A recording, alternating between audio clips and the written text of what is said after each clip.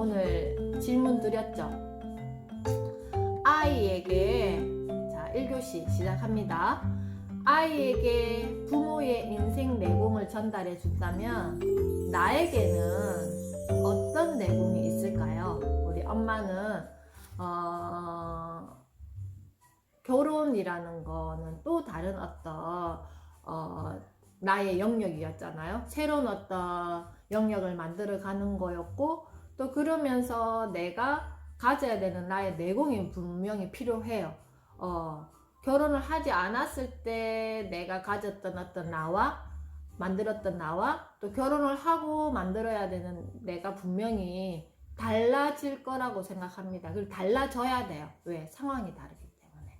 그래서 그런 어떤 여러 가지 상황들을 겪으면서 내가 가지는 내 마음의 내공이 어떤 게 있었으며 그걸 내 아이에게 만약에 전달해 준다면 나는 꼭 이거는 이 아이에게 전달해 주고 싶어 가 있을까요?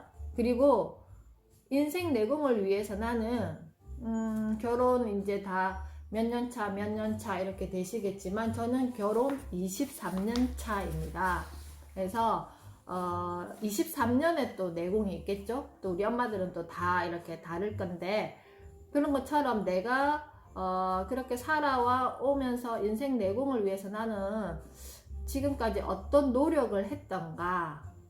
근데 여기에서 중요한 것은 어떤 문제 상황들을 계속 많이 만나게 되고 내가 해결해야 되는 것들이 많을수록 어떨까요? 내공이 많이 쌓일 수밖에 없어요. 왜냐하면 그걸 해결하지 않으면 내가 너무 힘드니까 무언가 해결하기 위해서 나만의 뭔가를 지혜나 이런 것들을 풀어야죠. 그래서 그거를 내가 잘 해석해서 내 마음을 어떻게 편안하게 할 수 있는 무언가가 필요하잖아요. 그죠? 그리고 그래서 내 삶에 풀어야 될 문제를 만나면 나의 행동 패턴은 어떤 패턴인가? 저 같은 경우에는 일단 적어요. 어떤 문제 상황이 생기면 내 머릿속으로 고민하지 않고 일단 메모를 해요. 메모를 하고 얘를 잘 들여다봐요. 보고 내가 잘 모르는 거 내가 이거를 그냥 내 머리로 해결할 수 없는 어떤 상황이면 책을 찾아본다든지 뭔가 그와 관련된 어떤 방송을 본다든지 무엇이든지 그거를 해석하기 위해서 굉장히 노력을 많이 했어요. 그래서 그거에 대한 메모를 해놓은 노트도 굉장히 저는 많이 있어요. 그래서 그런 것들, 그러니까 제일 첫 번째 저는 메모를 해요. 이 문제 상황을 좀 객관적으로 바라보자. 근데 내 머릿속에만 집어넣으면 그거를 제대로 보기가 힘들잖아요. 해석이 안 되잖아요. 그래서 저의 행동 패턴은 메모하기, 그 문제 상황을 나로부터 끄집어내기. 그래서 우리 다이어리를 준비하자고 했던 게 엄마들의 인생 내공을 쌓기 위한 어떤 하나의 장이 되었으면 좋겠어요. 그것이 구체적인 장이 되었으면 좋겠어요. 그래서 다이어리를 어떻게 활용하면 각자 어떤 방법이 있겠지만 제가 첫 번째 드리는 것은 이런 거죠. 제가 그랬잖아요. 매일 질문에 대해서 노트 해보고 나만의 어떤 것들을 기록해보기, 내 마음을 끄집어내서 기록해보기. 그리고 어떤 내가 살아가면서 문제 상황을 만나면 감정을 가지고 그거를 휘두르지 말고 구체적으로 내가 이거를 지금 고민하고 해결할 수 있는 건지 아니면 그냥 잠시 묻어놔야 되는 건지 아니면 이거는 그냥 버려야 되는 건지를 구분하셔야 된다는 거예요. 그래서 내가 해결할 수도 없는 문제를 가지고 코로나가 지금 위드 코로나인데 백신이 나온대. 근데 백신이 언제 나올 건데 백신을 맞아야 되나 안 맞아야 되나 오늘 가지고 오늘 우리가 고민할 수 없잖아요. 왜냐면 그게 지금 내가 당장 해결할 수 있는 문제가 아니잖아요. 그래서 그런 것들이죠. 그래서 그거 외에도 내가 아이들과 지내면서 일상 속에서 여러 가지 문제 상황들이 많이 생기는데, 자, 그렇다면 나의 분명히 이제 행동 패턴이 있을 거란 말이에요. 내 삶에서 풀어야 될 문제를 만났을 때 나의 행동 패턴은 어때요? 지금까지 했던 것들이 엄마 스스로 만족하세요? 나는 이렇게 하니까 나는 참 정말 지혜롭게 잘 해결되었던 것 같아. 만족하세요? 그러면 그거를 루틴으로 해서 조금 더 보완하면서 내 삶의 어떤 기본적인 그 소양으로 가지고 갈 수 있을 것이며, 나는 쭉 지금 우리가 첫 번째, 두 번째, 세 번째에 대한 어떤 질문을 했는데 아직까지 이게 뭔지 잘 모르겠어 하면 지금부터 고민하시면 되죠. 고민하고 내가 한번 끄집어내서 이걸 어떻게 나는 내공을 만들 수 있을까? 그리고 이거를 내 삶에 풀어야 될 문제를 만났을 때 어떤 행동 패턴으로 나는 이것을 만날까를 고민하시고 실천하시면 된다고 저는 생각합니다. 그래서 삶의 문제를 푸는 학문을 인문학이라고 하는데, 인문학이 뭐예요? 가 오늘 마지막 챕터 책으로 알아보도록 하겠습니다. 그래서 2교시 시작하겠습니다. 2교시는 오늘 이제 마지막 책 읽기인데요. 문제 해결력을 키우는 질문 대화법. 아이에게 사람과 삶에 대한 지혜를 물려줘라. 자, 이렇게 주제가 이렇게 되어 있어서 제가 인생 내공에 대해서 질문을 드렸던 거예요. 나의 어떤 삶에 대한 인생 내공이 없으면 어떻게 내 아이에게 사람과 삶에 대한 지혜를 물려줄 수 있겠어요? 그죠? 그래서 우리의 삶은 뭐예요? 문제의 연속이에요. 크든 작든. 그리고 그게 내 문제든 내 가족 문제든 어쨌든지 삶은 문제의 연속입니다. 하나의 문제를 풀면 어때요? 또 다른 문제가 나타나요.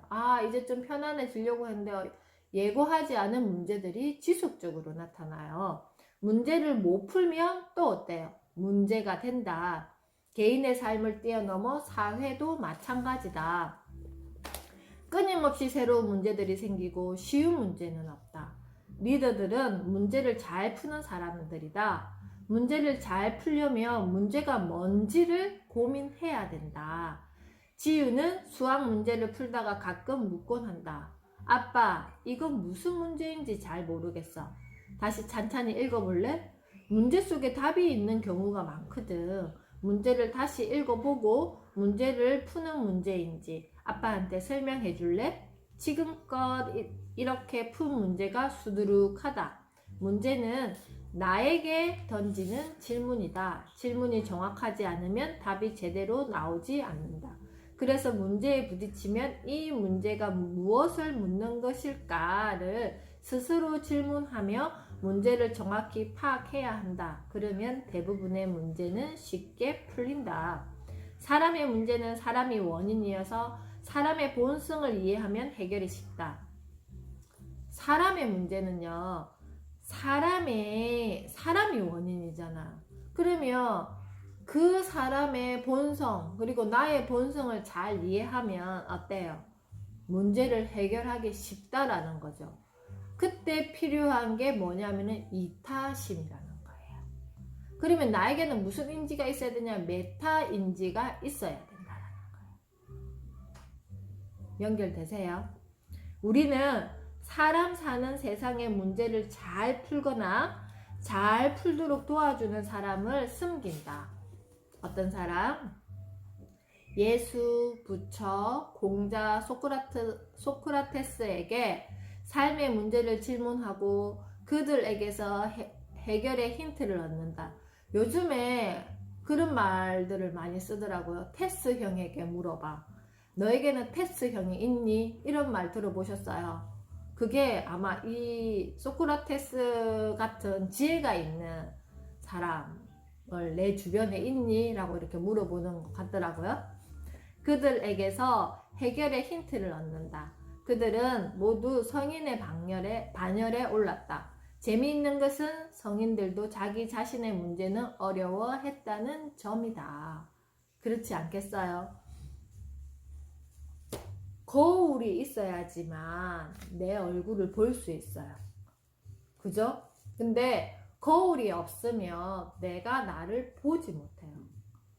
그래서 아무리 성인이지만 거울을 둬야지만 자신을 볼 수 있을 거잖아요. 그렇기 때문에 성인들도 자기 자신의 문제는 어려워했다는 것이라고 합니다. 아이에게 부모의 인생 내공을 전달하는 법. 오늘 우리가 질문했던 거에 대한 어떤 내용들이 나오겠죠? 4차 산업혁명 시대가 오고 AI가 등장하면서 인간만이 가질 수 있는 고유한 능력 중 문제 해결력, 프로젝트 베이스드 러닝. 제가 우리 아이들 프로젝트 수업을 하는 게 프로젝트 어떤 프로그램이 아니에요. 이거는 프로젝트 교수 방법이에요. 그래서 어떤 문제 상황을 가지고 어떤 주제를 가지고 문제를 만들어서 그리고 아이들이 문제를 발견해서 그것을 해결하는 과정을 프로젝트 교수법이라고 합니다. 그래서 능력 중에서 문제 해결력이 주목받고 있다. 사람의 문제는 AI가 명쾌하게 풀기 어렵다. 문제의 본질은 사람에 있고 여러 사람의 이해관계가 얽혀있기 때문이다. 이건 AI 영역을 넘어선다. 그렇겠죠? AI 시대에도 사람의 문제는 결국 사람이 스스로 풀어야 한다. 그건 어느 누구도 대신해 줄 수가 없다. 나는 살면서 다양한 문제를 풀었고 지금도 풀고 있다. 친구 문제, 진학 문제, 군대 문제, 진로 문제, 취업 문제, 직장 문제, 결혼 문제, 가족 문제 등이다. 쉬운 문제는 없었다. 하나의 문제를 풀고 나면 또 다른 문제가 생겼다. 문제를 잘 풀면 행복했고 문제를 못 풀고 헤매면 괴로웠다. 마흔이 되면 어떠한 일에도 흔들리지 않는 부록이 된다고 들었지만 그건 거짓말임에 깨닫고 있다. 여기 우리 엄마들 중에서 마흔을 넘기신 분 계세요? 자, 공감합니까? 부록이 된다고 지금 부록이 된 우리가 어떠한 일에도 흔들리지 않던가요? 선생님 저는 아직 부록이 안 돼서 잘 모르는데요 하시는 분도 계시겠죠. 마흔을 넘긴 사람들은 다 공감할 것이다. 난 여전히 어려운 문제를 만나고 있고 그때마다 수없이 흔들린다. 저도 마찬가지예요. 그러나 문제를 푸는 스킬과 노하우가 많이 생겨 이제 어지간한 문제에는 당황하지 않는다. 인생의 내공이 생긴 것이다. 맞죠? 20대 후반에 처음 엄마가 되었을 때 엄마 내공과 이제 내년에 50이 되어서 이제 아이들 키웠던 이 엄마 내공과 같을 수는 없을 거잖아요. 그래서 어지간한 문제들을 만났기 때문에 이제 어지간한 문제에는 뭐 한다고요? 당황하지 않는다. 이것이 인생 내공이 생긴 것이다. 그래서 저는 나이가 들어가는, 나이를 먹어가는 거가 좋아요. 좋은 게 마음이 휘몰아치는 마음이 점점 줄어들어서 좋아요. 그래서 그게 오늘 우리가 이야기했던 인생 내공이 아닐까 생각합니다.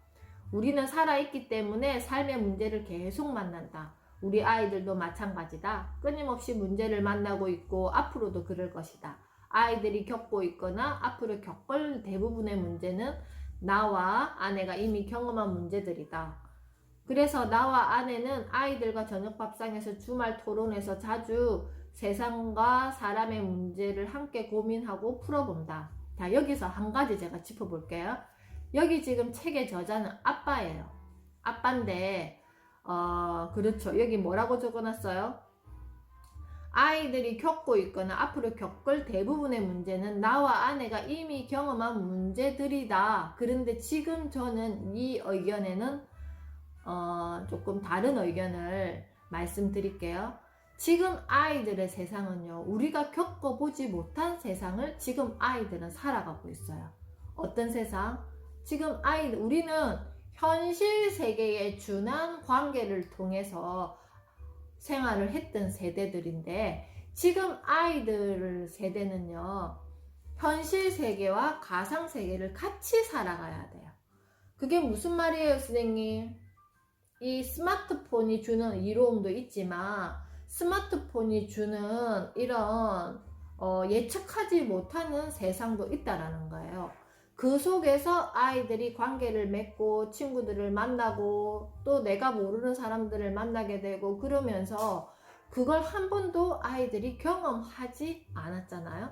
그리고 부모가 그런 세상을 경험했어요. 구체적으로 지금은 경험하고 있죠. 어쨌든지 간에. 그렇지만 내 10대 때, 나의 20대 때 충분히 어떤 것들을 그 속에서 경험하지 않았어요. 그런데 그거는 스마트폰의 어떤 가상 세계는 예측할 수 없고, 우리가 그렇잖아요. 나는 오늘 누구를 만날 거야. 약속을 하고 나와 관계된 이런 영역에 나의 울타리에 있는 사람들이 있지만 이 가상 세계는요.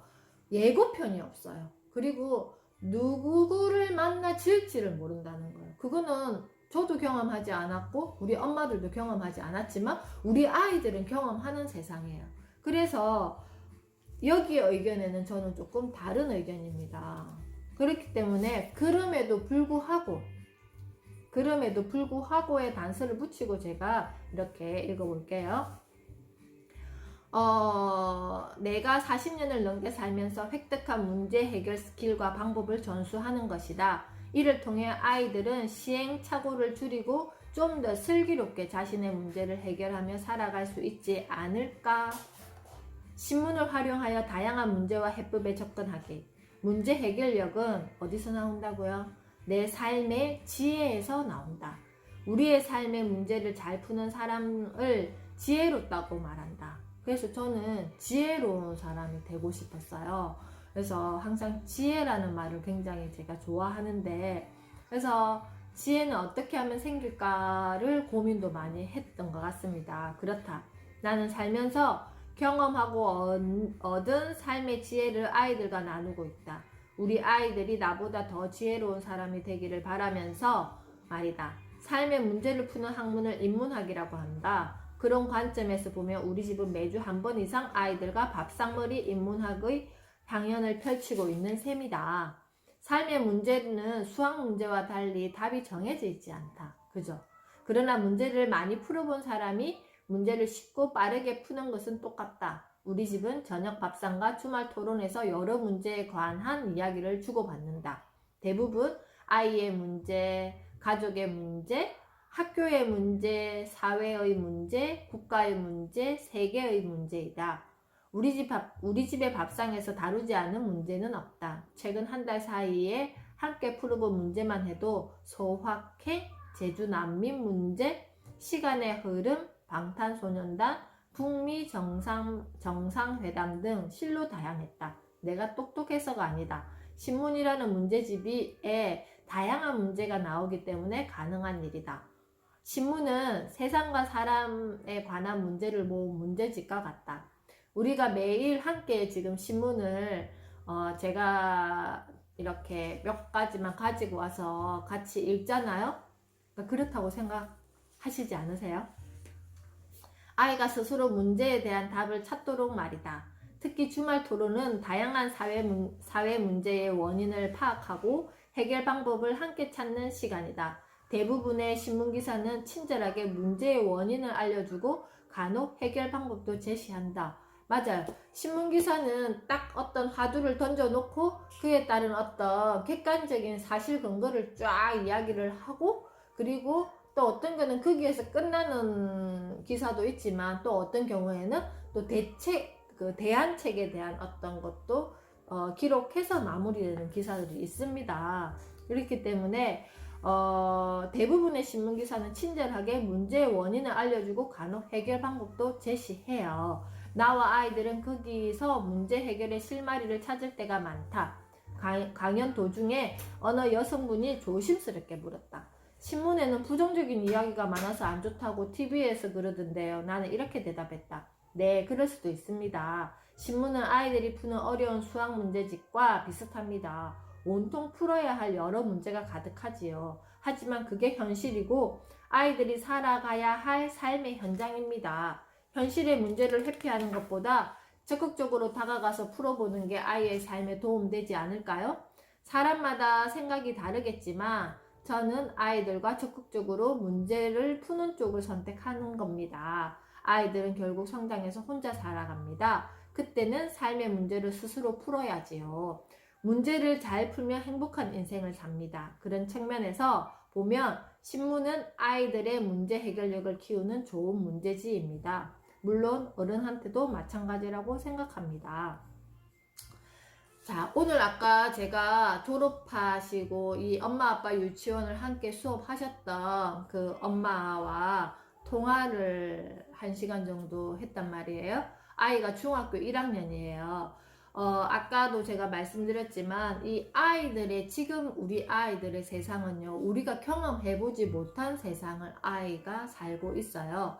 그랬을 때 엄마가 지금까지 중1이 돼서 뭐 온라인 수업하고 학교에 며칠 가지 않았는데 그 아이 주변에서 일어났던 많은 일들을 이야기를 하셨어요. 그런데 엄마의 걱정으로 결국은 계속 엄마의 어떤 불안과 걱정으로 엄마의 이야기를 계속 아이에게 많이 했죠. 그랬더니 이제는 아이가 어떤 상황이 생기냐면은 말을 가려서 해요. 엄마에게 말을 다 하지 않는다는 거죠. 왜냐하면 어떤 피드백이 올지 아이가 예측하기 때문에. 그래서 내가 듣고 싶은 말을 들을 수 있는 말만 아이가 끄집어내기 시작해요. 결국 여기에서 우리가 알아야 될 것은 아이와 나의 관계에서 나의 인생 내공을 아이에게 전달해 준다?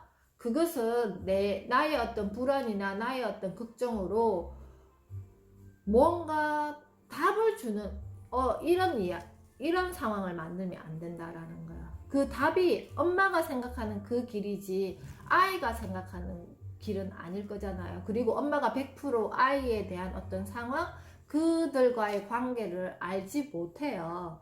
그랬을 때는 어떻게 할 수 있을까요?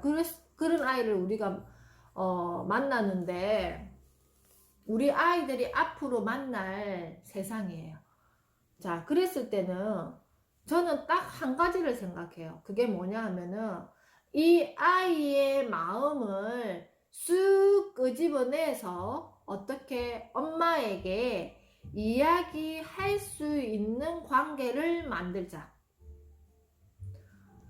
이것저것 고민하지 않고 그냥 편안하게 엄마에게 정말 티끌 하나라도 끄집어내서 나의 불편함을 해소할 수 있는 해우소 같은 이런 엄마가 되어야지가 저는 아이와 관계를 맺으면서 항상 생각하는 겁니다. 그래야지만 아이가 겪을 만큼 겪고 결국은 자기 말로써 엄마에게 이야기를 해줘요. 그렇지 않으면 아이가 꿍꿍꿍꿍 저 깊숙이 집어넣어 놨다가 나중에는 한꺼번에 팍 터뜨리는 일이 생길 거예요.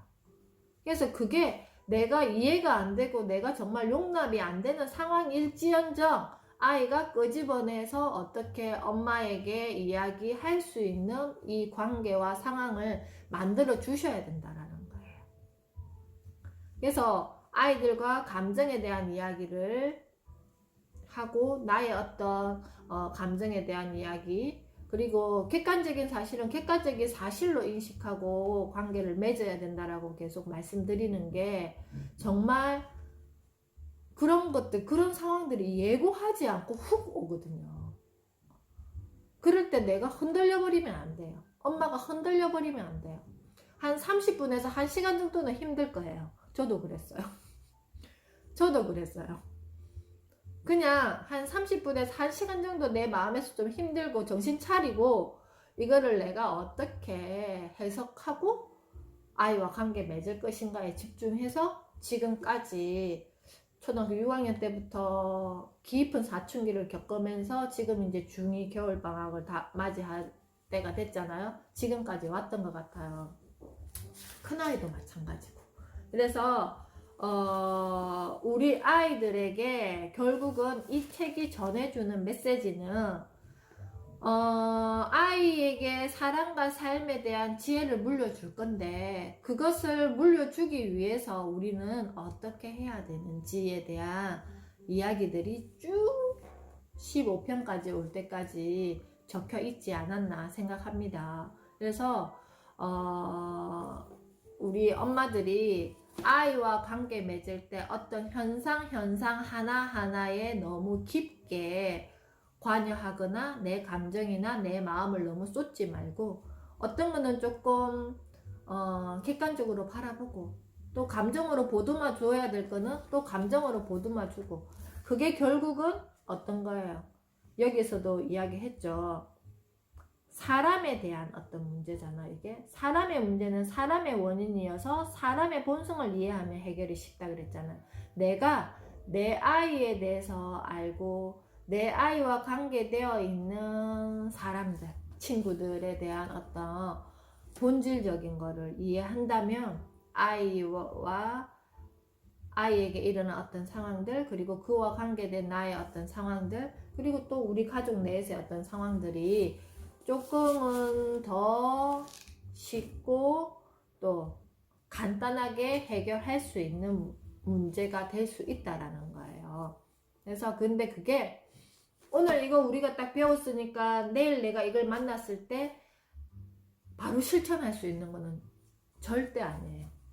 그래서 우리에게 필요한 거는 뭐냐면은 인생 내공이 필요하다는 거죠. 좀 깔히고 부딪히고 이러면서 나의 어떤 뾰족한 마음도 조금 뭉퉁해지면 아이가 이렇게 싹 왔을 때 어때요?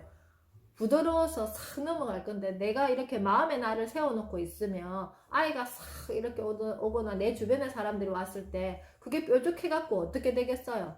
상처가 나요. 그래서 우리가 집중해야 되는 것은 내 마음에서 뾰족함이 있나 없나를 점검하시고, 그 뾰족함이 있었을 때는 그거를 어떻게, 우리 손톱 깎고 나면 어때요? 여기가 끄끌끄끌 하니까 이걸로 이렇게 좀 부드럽게 만들잖아요. 그게 인생 내공을 키우는 거라고 생각합니다. 그러려면 아플 때도 있고 힘들 때도 있지만 끊임없이 그것을 해야 된다고 저는 생각을 해요. 그렇지 않으면 끊임없이 문제를 문제로 만나서 내 삶이 힘들어질 것이라고 저는 생각합니다. 저도 그랬고. 그래서 오늘 책 수업은 여기서 마치고요. 내일은요, 테마를 2개로 정했어요. 하나는 코로나와 백신에 대해서 제가 한 주제를 정해봤어요. 제가 또 이게 병리학 쪽을 공부하다 보니까 객관적으로 여기에 대해서 조금 알아차리는 뭔가가 있어. 그래서 제가 해석한 대로, 제가 알아차린 대로 우리 엄마들에게 코로나와 백신, 지금 한참 계속 백신에 대한 이야기가 계속 나오고 있어요. 거기에 대한 이야기를 하나를 풀고요. 그리고 2번째는 우리 주말이나 이럴 때 아이들 데리고 여행, 지금은 많이 못 가지만 그래도 뭐 사람들 없는 곳에 가기도 하잖아요. 그죠? 아예 우리가 안 갈 수는 없잖아요. 그랬을 때 우리 아이와 함께하는 여행 200% 즐기기. 그래서 제가 내일은 테마를 2개로 정해서 이 책 수업의 어떤 마지막 이벤트를 장식하고, 그리고 또 출석 또 체크한 거 또 발표하고, 신문 이야기, 내일은 또 되돌림 놀잇감 수업 있어요. 10분 있어서 그렇게 꽉 채울 거고요. 자, 이제 3교시 시작하겠습니다. 자, 오늘 신문 이야기인데요. 자, 대학 전공벽이 파괴되고 적성에 맞게 과정을 선택하고 이과, 문과, 융합 교육. 이게 무슨 말인지 아시겠죠? 결국은 우리가 지금까지 대학이라는 곳은 고등학교 때부터 이제 이과와 문과가 정해져 가지고 이제 그게 이제 없어진다고는 발표를 했었는데, 그리고 내가 전공하는 과목을 이렇게 들어가면 만약에 4년제 대학 같은 경우에는 어때요? 1학년, 2학년은 거의 교양 수업, 그리고 한 2학년 2학기부터 3, 4학년은 시에리에 엄마 오셨어요. 괜찮아요. 이제 신문 3교시 시작했습니다. 그렇게 해서 이제 전공 과목으로 해서 그게 나중에 아이들의 진로로 이렇게 가는 게 일반적인 대학의 우리가 지금까지 그래서 좋은 대학을 가서 좋은 과에 가서 나중에 그게 직장과 연결될 수 있는 게 우리 엄마들의 로망이시죠. 근데 이제 그 생각을 벗어나야 돼요. 왜? 이제는 전공벽이 파기가 되고 적성에 맞게 과정을 선택할 수 있다고 합니다. 그래서 영웅 학기제로 진로, 공부, 취업을 지원하고 2%였던 온라인 강좌가 이제는 100%가 된 세상이 돼버렸잖아요, 올해. 그래서 코로나가 디지털 르네상스를 앞당겼다고 합니다. 그래서 이제는 내가 무슨 과를 간다가 의미가 있는 게 아니라 제 생각에는 아마 그런 플랜이 만들어질 것 같아요. 내가 어느 학교를 가서 거기에서 조합적으로 어떻게 내가 원하는 그 과목을 공부한다. 그래서 독일은 90% 이상이 국립대인데요. 어떻게 운영하느냐 하면은 내가 뭔가 AI 기반 인공지능 공부를 하고 싶은 과를 들어갔어요. 막 예를 들어서 그러면 내가 한 달은 서울에 있고 뭐 한 달은 제주도에 있어요. 그러면 서울에 있는 동안에는 그 전체 학교가 국립대가 거의 대부분이기 때문에 학점 인정제를 받는다는 거죠. 그래서 서울에 있는 그 학교에 가서 수업을 받아서 학점을 인정받고 또 뭐 4월에는 제주도에 있는 학교에 가서 수업 인정을 받고 그래서 내가 그 학교에 소속되어서 내가 하고자 하는 일을 위한 전공 과목들 그러니까 그 과목들을 이수해서 학점을 4년 동안 마무리하면 졸업하고 나중에 현장에 나가서 내가 원하는 직업을 얻을 수 있다. 지금 우리나라 교육이 그렇게 바뀌고 있다라는 거예요. 그래서 과가 의미가 없게 돼 있어요. 그래서 여기 보면 이문과 융합교육에서 다방면 유능한 폴리매스형 인재 키울 것. 그래서 인문사회 전공이 AI 배우는 소셜 데이터 사이언스 다양한 융합교육을 실험할 것이라고 포항공대 총장이 오늘 이야기를 했어요. 미래 한국 키워드는 바이오 포스텍에 의대 신설 추진해서 의사가 바이오를 연구해야 한다라는 이런 말을 했는데요. 근데 뭔지 조금 아시겠죠? 이게 왜 필요한지. 저도 마찬가지. 저는 고등학교 때 문과 출신이었고 대학은 전문대를 가다 보니까 이과 계열을 가게 됐어요. 임상병리가 이과 계열이기 때문에 그러다가 또 직장 생활을 하면서 영문학과를 다녔단 말이에요. 그거는 또 문과 계열이잖아요. 그리고 이제 결혼을 하면서 다시 유아교육과를 들어가서 이렇게 계속 바뀌었잖아요, 이게. 그랬을 때 뭐가 다르냐 하면요. 저 개인적으로 저를 봤을 때는 어떤 거를 유연하게 대처할 수 있는 뭔가 사고가 생겼던 것 같아요. 제가 만약에 지금 저희 이제 병원에 근무하고 있는 저 친구들을 만날 거잖아요. 대학 동기들이 5명 같이 개를 모으고 1년에 한 번씩 이렇게 만나는데 한 친구는 서울 아산대 병원에 있고 또 어떤 친구는 대구에 있고 어떤 친구는 부산에 있고 또 어떤 친구는 광양에서 또 병원에 근무하는 친구들이 있는데 그 친구들과 저가 하는 이런 저 생각은 많이 달라요.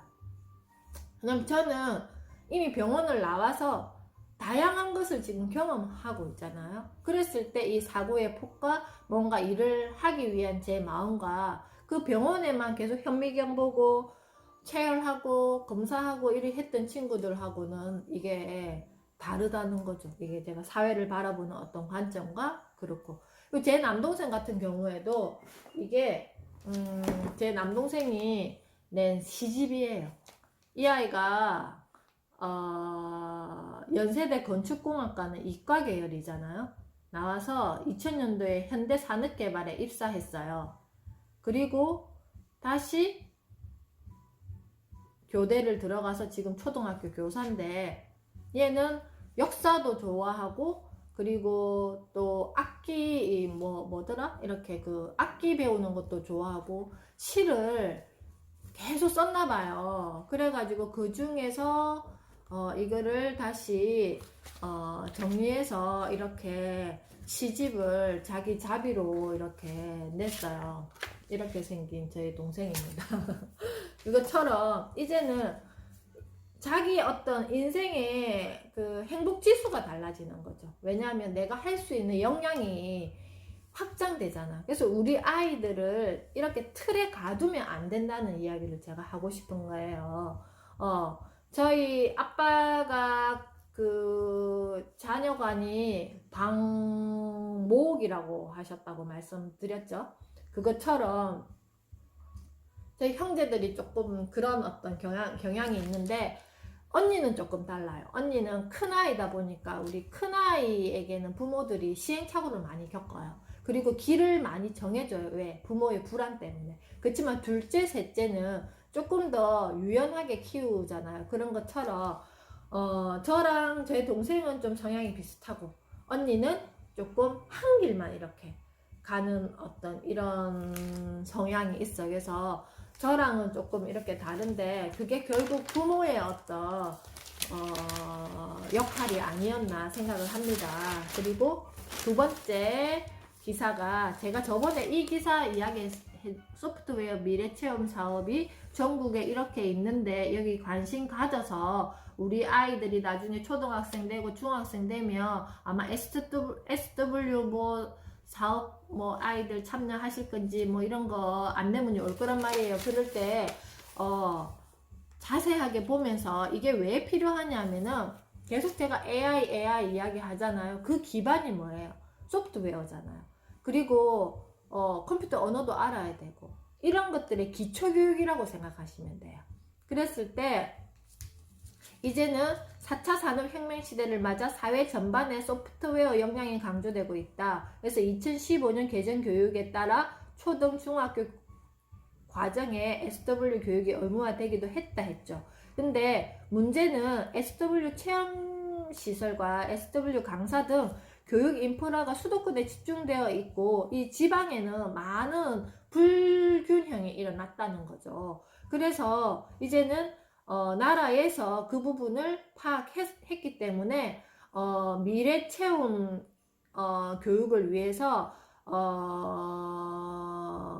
전문 강사를 총 1000명 양성한다고 합니다. 그래서 총 3만 명의 초, 중, 등 학생을 위해서 SW 교육을 추진할 계획이라고 합니다. 이 교육을 할 수 있는 교사가 있어야지만 그 다음에 이렇게 아이들의 교육 혜택이 이루어지는데, 그게 많이 불균형이 됐다. 수도권에 많이 밀집되어 있고 지방에는 그게 굉장히 약했기 때문에 이제 그게 파악됐기 때문에 이제는 전체적으로 균형 있게 이 교육의 혜택을 볼 수 있게. 그게 정말 그랬거든요. 초등학교 때 이 공문이 계속 왔는데 정말 뭔가 구체적으로 이 여기에 대한 어떤 안내라든지 인식도 없었고, 뭔가 이렇게 아이들에게 혜택이 가는 어떤 게 이루어지지 않았던 것 같아요. 맞죠? 만족도 조사했어요. 근데 그게 뭔지를 모르는 거예요. 이게 뭔지, 그리고 우리 아이가 그게 참여하는데 여기서 뭘 배우는지, 그리고 이걸 배우고 나면 이게 그 다음에 뭐가 연결되는지를 모른단 말이에요. 그래서 우리 엄마들이 이제 우리 아이가 초등학생이 되면 자세하게 읽어보세요. 그럼 경남에서 이런 교육을 실시하는데 우리 아이 이게 적성에 맞는지, 그리고 맞죠? 그런 게 너무 많아요. 그래서 이제는 내가 주체가 되어서 큐레이팅 해줘야 돼. 우리 아이들이 직면하는 어떤 이런 교육 현장과 상황들을 내가 엄마 리더십 어저께 배웠죠. 엄마 리더십이 이제 발휘되어야 돼요. 그러려면 지혜도 필요하지만 지식도 필요해요. 지식이 기반이 되어야지만 지혜가 생긴다 그랬잖아요. 그것처럼 그래요. 그래서 시간이 너무 오래돼가지고 제가 또 이야기하고 싶은데 그냥 이거 마지막으로 이거 하나만 할게요. 수학, 과학 잘 풀기만 하는 한국 학생 자신감과 흥미도는 꼴찌에 그쳐 돼 있습니다. 자, 수학을 왜 공부시키는가를 한번 질문 던져보세요. 우리 아이들 뭐 학습지도 하고 여러 가지 이런 것들을 하는데 그걸 왜 시키는지에 대해서를 한번 나 스스로에게 질문을 한번 던져보시고 우리 아이들에게 왜 그게 필요한지에 대한 질문을 한번 던져보셨으면 좋겠습니다.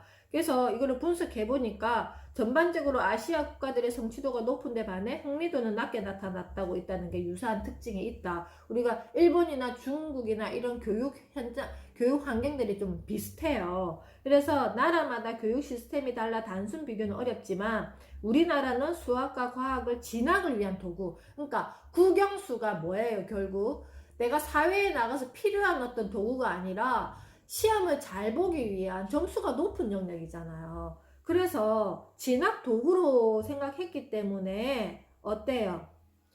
15세 미만에는 성적은 높으나 나중에 성인이 되어서 그 썰을 풀어야 될 때 정작 창의력이나 이런 것들은 현저히 떨어져 있다라고 이야기했죠. 결국 아이들은 자신감도 없어지고요, 흥미도도 없어지고요. 그래서 수포자가 생긴다는 이유가 바로 여기에서 나온다고 생각합니다. 그래서 우리 아이들에게 뭘 시켜야지가 중요한 게 아니라 왜, 내가 지금 이게 왜 필요한지, 나는 엄마 리더십을 발휘해서 제대로 큐레이팅해서 우리 아이에게 정말 많은 것들을 잘 이렇게 큐레이팅 해줄 수 있는 우리 엄마가 될 때까지 제가 도와드리도록 하겠습니다. 오늘도 수고하셨고요. 내일 또 우리 이 시간에 만나도록 하겠습니다.